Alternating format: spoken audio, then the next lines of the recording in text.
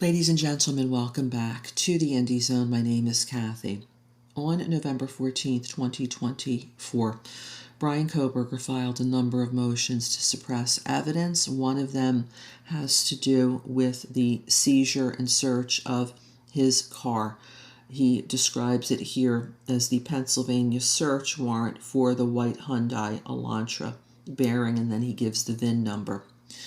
Why this vehicle is at issue and is important to the state's case is that if you look at the affidavit of probable cause that was signed by Detective Brett Payne on December 29th, 2022, asking for a warrant for Mr. Kohberger's arrest, you'll note that that PCA described a car that was seen driving around 1122 King Road just before and after the horrendous crimes that took the 4 students on the morning hours of November 13th, 2022. There was a car that the PCA describes as suspect vehicle 1, and in the PCA, Detective Brett Payne believes, he writes, that Mr. Kohberger's car is the car that was known as the infamous suspect vehicle 1. So that's why the authorities sought the seizure of this particular vehicle. Mr. Kohberger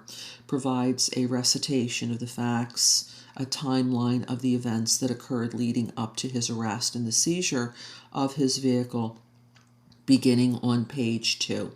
He tells us that on December 29th, that Trooper Leary of the Pennsylvania State Police became aware of the objective of arresting Mr. Kohberger via Moscow Police Corporal Brett Payne. Trooper Leary, along with another Pennsylvania State Trooper Knoll, would go on to sign the Pennsylvania affidavit of probable cause attaching a statement of Brett Payne, which is very interesting because it begins by looking as though it is the affidavit of probable cause that appears document 1 on the state of Idaho versus Brian C. Kohberger court records, but it then goes into several pages toward the end that is not contained in the affidavit of probable cause in Idaho that talks about the objective of seizing Mr. Kohberger in Pennsylvania and appears to give some instructions to the Pennsylvania State Police of information that Detective Payne believes is relevant to the arrest of Mr. Kohberger and the seizing of certain property. The document here, this motion to suppress, states that if you go to page 3, the basic facts that Payne used to support the search are described in a separately filed motion pursuant to Franks v. Delaware. The facts and issues are incorporated herein without repeating them. This is a statement that Mr. Kohberger has made in multiple motions to suppress evidence that we've addressed in prior episodes of the Indie Zone.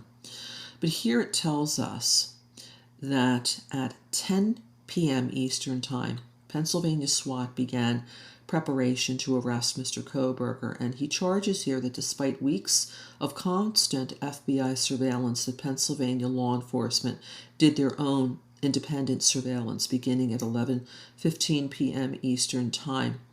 And despite the fact that weeks of constant FBI surveillance, as Mr. Kohberger is describing it here, showed that Mr. Kohberger was unarmed and tended to go for runs around his parents' neighborhood this is in Monroe County in Pennsylvania, where he was at the time of his arrest, that police decided attacking, this is how this is stated, Mr. Kohberger within his parents' home was the best option, and that at 1:14 a.m., Pennsylvania SWAT and federal agents raided Mr. Kohberger's parents' home, and that during the raid, law enforcement found Mr. Kohberger's vehicle in the garage, seized and later searched it. And he goes on to state here that the suppression of this evidence relative to the car must occur because it is violative, according to him, of the Fourth Amendment to the United States Constitution, barring the illegal searches and seizures of a person of his home property effects. If you would like to